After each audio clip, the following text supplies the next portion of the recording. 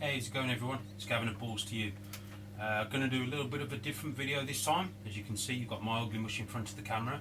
There will be an update coming soon, shortly, on the hatchlings that obviously hatched out. There will be an update video. I just want to get them feeding, and then obviously we'll do that update. There will also be a video on a couple of new pickups that I've actually acquired in the past couple of weeks, which I'm really excited. There's a new project which I've got into, which again will be done on another video. What I want to do with this particular video is more of an educational video, okay? I'll try not to make it too long, but ultimately it's about ball pythons, okay? In the UK we call them royal pythons due to their Latin name, Python regius. Regius is obviously Latin for royal, hence royal python. But it makes common sense to call them ball pythons because they curl up in a ball. So we're going to call them ball pythons, okay? That's exactly what they are as far as I'm concerned, okay? So, first things first, let's talk about the species that we're working with, which is ball pythons, okay? Guys, before we go any further, what I've got to stress and what people make the mistake is they do not research their animal. Their friend may have a snake and they think, oh yeah, you know, I want a snake, I'll go and get a snake, and all of a sudden they've got a snake and they're going, hey, what do I do with it? What does it feed? Do I need a UV light? Do I need a heat bulb? Do I need a heat mat? Do I need a 6-foot tank?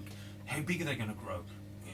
Is it going to eat me? You know, all that sort of stuff. So guys, please educate people. For you guys that are in the hobby and know the hobby, this may be a little bit of teaching you guys to suck eggs, so please don't take this the wrong way. But ultimately, we've got to educate people from where we are and basically teach people about our species or the species that you may be working with. Okay, so back to the topic. Okay, ball pythons are obviously from Africa.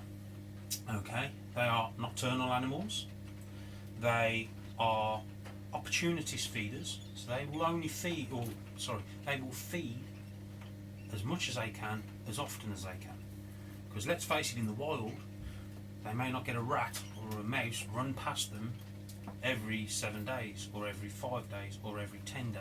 Okay, so they're opportunist feeders.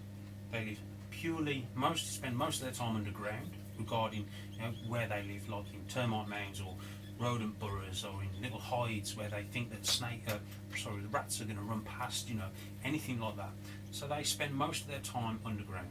Okay, so knowing and understanding that will help you guys obviously keep these species of snakes and keep them happy. Okay, they were renowned for being problem feeders. They're not a problem feeder. We are the problem, okay? When we realised how to keep these snakes and temperatures and humidity and all that sort of stuff, then these snakes started to thrive and started to become happy, started to grow, started to produce, and hence we are where we are because we understand the creatures that we are working with, okay?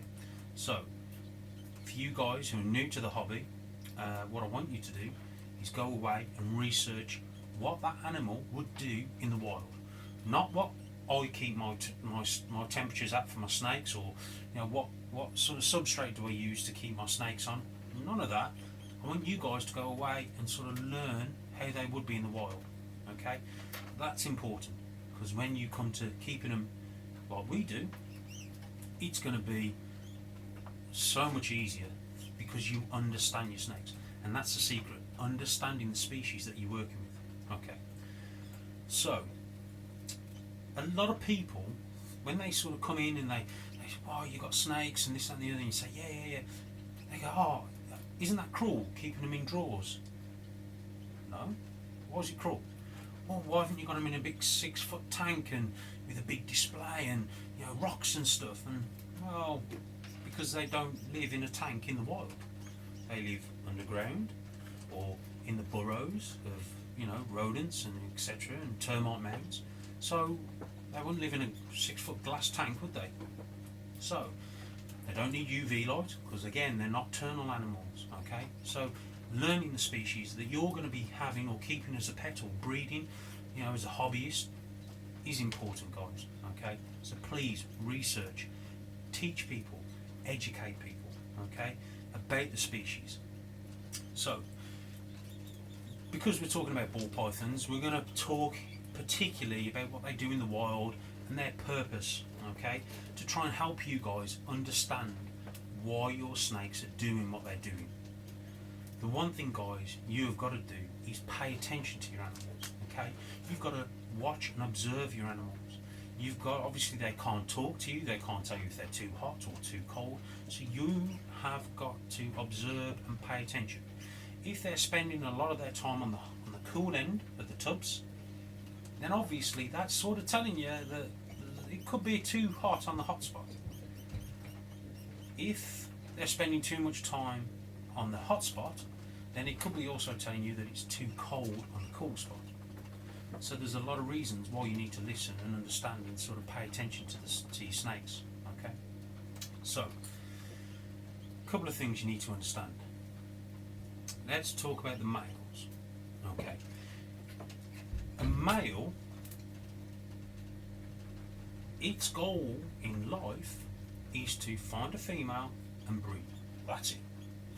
Whether that male, and it's all down to mental maturity, whether that male at 6 months of age, 8 months, 12 months, 18 months of age becomes mentally mature, its purpose in life is to then purposely find a female to breed.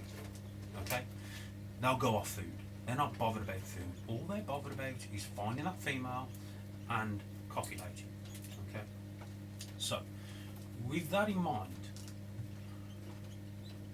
what does happen and what can happen, and I will tell you guys so that you understand. Sometimes in a breeding season, your male may die. Okay? Don't be alarmed. It's something that happens, and not a lot of people will talk about this. But I feel it's imperative that you guys know, because you're starting out, you guys need to understand that your males, unfortunately, can die during breeding season. Okay, let's go a little bit off that. Your male is now mentally mature to go and find a female. So in the wild, that male would stop what he's doing. He wouldn't be interested in feeding, he'd be going after a female. He'd be trying to pick up a scent of a female. Okay, so we'd go looking for one. So we'd find one, he'd copulate with her, and then basically what can happen is that male then will go back onto food. He's done his job. He's mated. That was his goal. That was what he needed to do. That was his purpose in life, was to mate with that female. He's done it.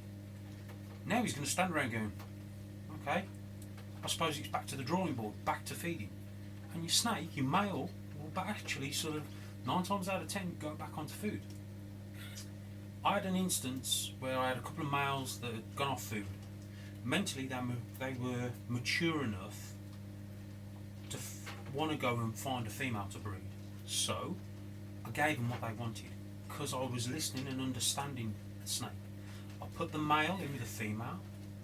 He sure enough did his thing, pulled him back out, put him back in his tub, started eating. Bang, bang, bang, bang. He'd done his job. That's all he wanted to do. Okay?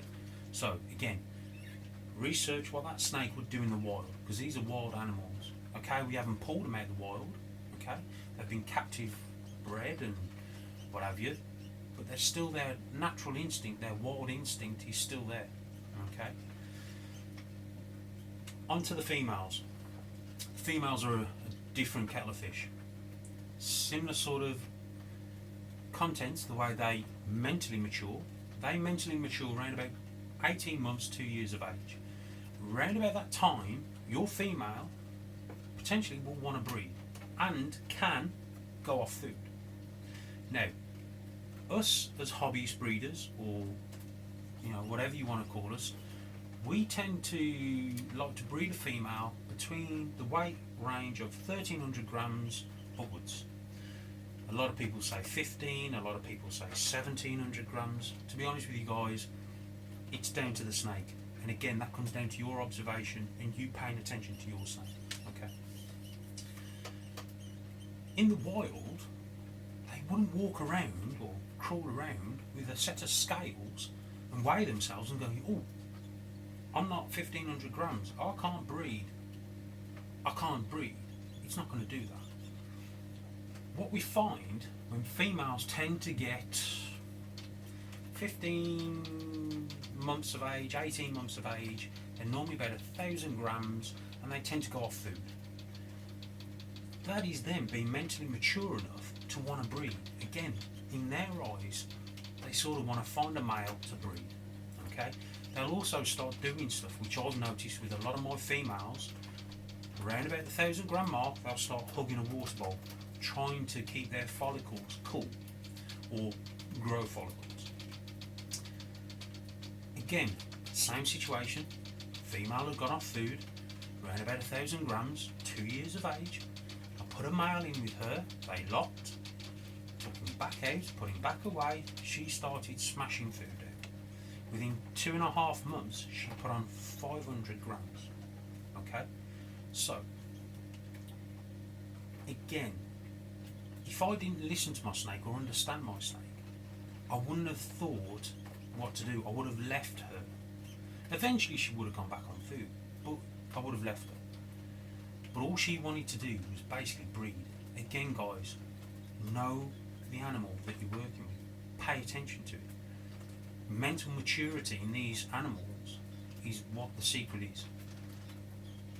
They're not walking around with a set of scales, okay? They're not weighing themselves going, oh, I can't breathe, okay? So there's also another factor to a snake, a female ball python breeding, and that's down to food. If there's not an abundance of food for her, she's not going to give you any eggs. Again, think back to the wild. If there's not an abundance of food for her and she lays eggs, there's going to be even less food for her, and probably no food for her babies. So what's the point in producing? Okay, so feed your snake, especially the females. Okay, the fat reserves are what help the follicle development. If she has enough food or sees that there is an abundance of food, she's more than likely going to produce eggs for you. Okay, that's something else that a lot of people don't think about. They just look at a snake and think, yeah, that's a good snake. Yeah, she should breed. She should drop eggs. All of a sudden, she doesn't. She doesn't because her natural instincts have kicked in. There's not enough food for her and her babies. Okay, it's important. I'm not saying go out and feed your female snake every day of the week. What I'm saying to you guys is listen to your snake. Your snake in the wild wouldn't have said rat this size every meal time. It could vary from a hopper to a full-on adult. It would vary. Okay? Varying the food, that's another good thing. Different sizes. Perfect. It's these little things that make a big difference. I feed a mixture of rats and ASFs, African soft-furred rats, or Maltese we call them in the UK. Okay, I find the Maltese are very high, or the African soft-furred rats are very high in protein. A 50-gram African soft-furred rat is probably the equivalent of an 80 to 100-gram normal rat in protein content. Okay, but I like to vary the diet, as they would be in the wild. They wouldn't just come across an African soft-furred rat. They may come across other rodents, mice, etc. So, understanding your snake, how it is in the wild, will make a massive difference to how it's being kept, how it breeds, how it thrives for you in captivity. Okay, so it's very important that you understand your snake and research what it would be like in the wild. That's a similar sort of thing to a lot of big breeders, or breeders in general, would do a day and night cycle. So when they're getting their animals ready to breed, they will do one of a few things. They'll cool the room down, or the temperatures down for the snakes, so that they know that it's coming into their winter period, because again in Africa they don't have seasons like we have seasons. They have a nighttime drop temperature and the daytime drop is slightly, but the air pressure changes. Again, another thing that's important, air pressure. Okay, so they don't have seasons like we have seasons. So dropping the light cycle, there's a lot of breeders out there, like I said, who will drop the lights and will only have the lights on for 8 hours a day as opposed to 12 hours a day. If that works for them, that works. But in the wild, if the snake's spending most of its time underground, it's not going to know when it's dark, it's not going to know when it's light, etc. So, again, you've got to do what works for you guys, okay? That's the first thing. If it works for you, that's great. If it doesn't work for you, if dropping your temperatures doesn't work, or you're not happy about doing that, don't do it.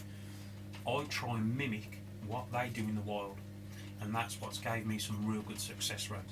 Okay, you've got to find what works for you. And again, this video is mainly aimed at the people who are just coming up into the hobby and want to learn things. Guys, you can message me by all means. You can message a lot of breeders out there. What do I do with this? What do I do with that? Guys, my best advice would be for you is learn about your animal, learn about the species that you're working with, and that would answer a lot of your questions. Okay, let's go back to the females. Okay, so now your female has got an abundance of food. Okay, she's put on a lot of weight, she's gained all the fat cells, everything's great. You've introduced that male, she's caught up with that male 4, 5, 6 times, 7 times during the breeding season. Great, now she's going to start laying some eggs. Okay, that female's job is to keep that sperm viable. The female can retain sperm up to a year. We know that for certain. There's been some theories that they keep it for 3 years. I'm not too sure about that.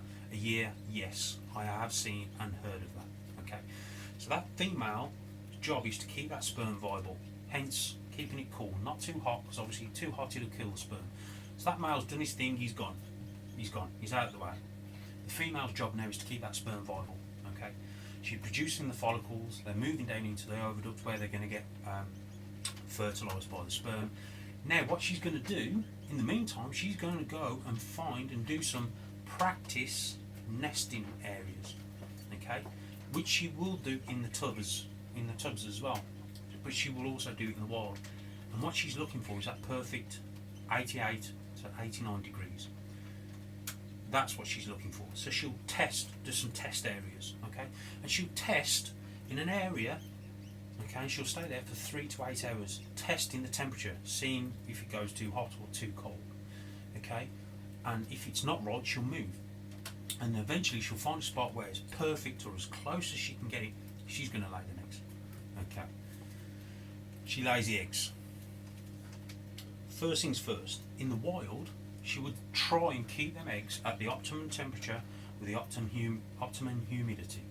Okay, it's not possible in the wild to keep it at that perfect temperature. If there's a sudden hot spot or a sudden cold spot moving in, too much rain, not enough rain, the dryness, the humidity, etc., etc., it can all change and vary the temperatures of the eggs, of how she's incubating them eggs. So, with that in mind, when we remove the eggs from a female, I personally don't separate the eggs. How they're laid is how they stay. They go into the box that I've got with the vermiculite and the water set up, and it goes into the incubator.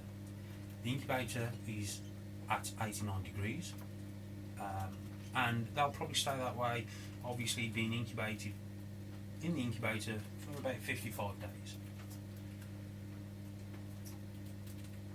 People tend to think when they have a baby hatch and it's deformed, it's down to incubation. Oh, there was an incubation problem, there was a spike in temperature, or there was a drop in temperature.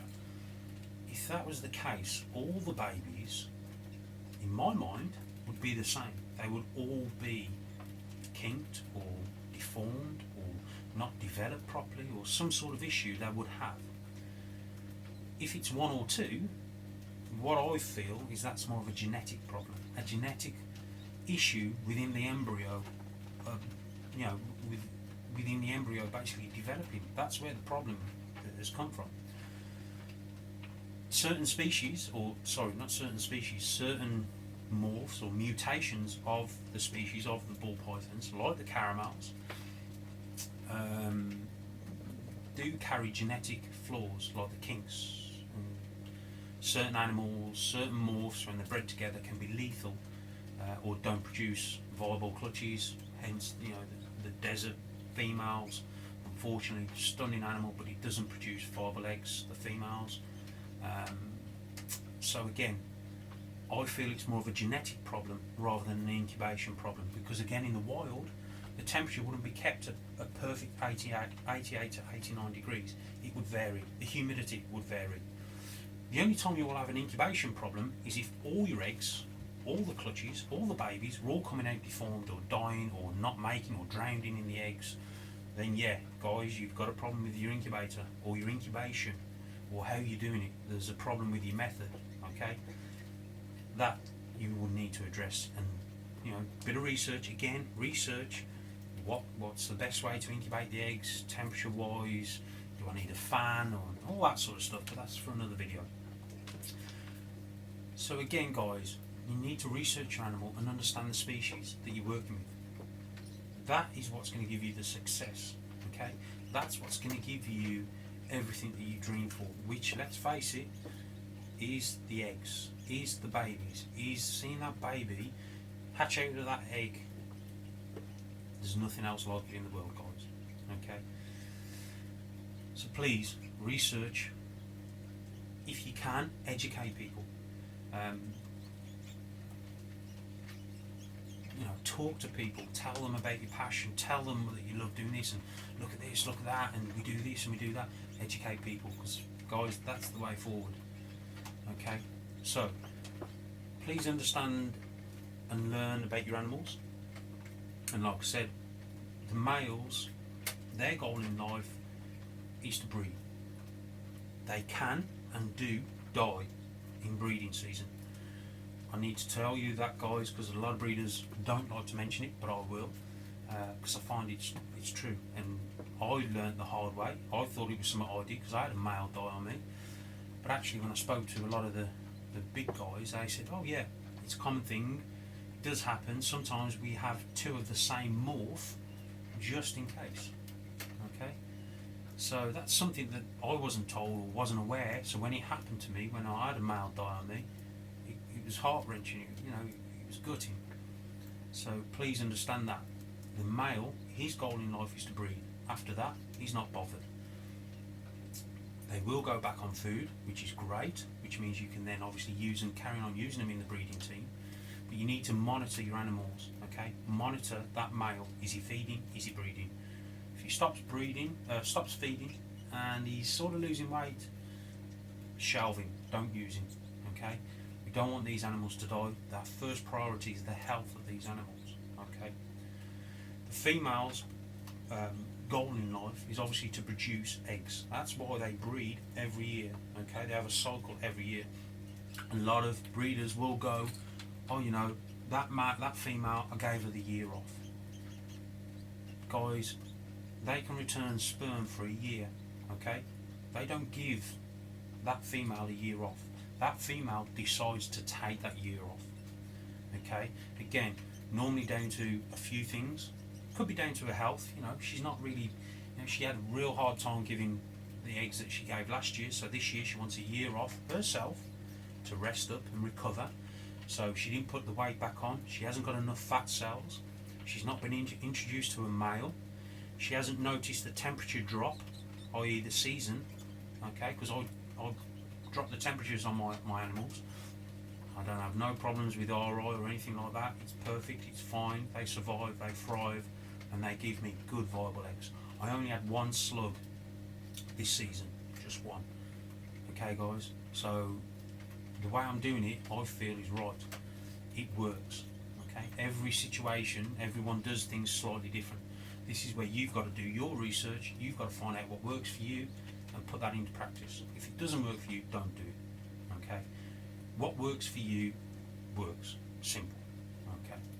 What I want you guys to understand is what these snakes do in the wild, and that will help you in your breeding, in your hobby. It will help. Okay? So the female's job in her life, her goal is to produce, to make sure her species survives. Okay? So that's why they feed. Again, listen to your animals, watch your animals, spend time with them, okay? monitor them, see what they're doing. Why is they doing this and he's doing that? Why is she like hugging a water bowl and why is he in his hide all the time? Okay, keep an eye on your animals, see what they're doing. Okay guys, if you have any questions, please feel free to put them down in the comments and I will answer them. Like, comment and subscribe, please. Share the information around, share the knowledge, and again guys, if you have any questions, please feel free to answer. Put a comment in the boxes below and I'll try and answer them as best as I can. Guys, I am learning myself every day. I don't know everything, and I hope I never learn everything, because the day that you know everything, the day you might as well just hang up and give everything up. Okay, it's a passion, it's a hobby. You won't become a millionaire out of this. Well, some people have, but I'm not in it for the money. I'm purely in it for the passion. I love all my snakes. They've all got pet names. Anyone that knows me knows how I keep my collection. We keep them as best as we can. Okay, we want our snakes to feed, we want them to breed, we want them to be happy. Okay guys, so again, thanks for watching, thanks for all my new subscribers, thanks for joining. My old subscribers, guys, keep the comments coming, thanks for the positivity. Like I said, there will be some update videos coming shortly regarding the clutch that we just had, the last clutch with the twins, which was, there's still some craziness to come out of that, which guys I'll share with you in one of the other videos. And again, I'll be doing some more videos with some of the new pickups that I've acquired and some of the future projects that we're hoping to put into play here at Balls to You. Okay guys, thanks for watching. I'll see you guys all soon.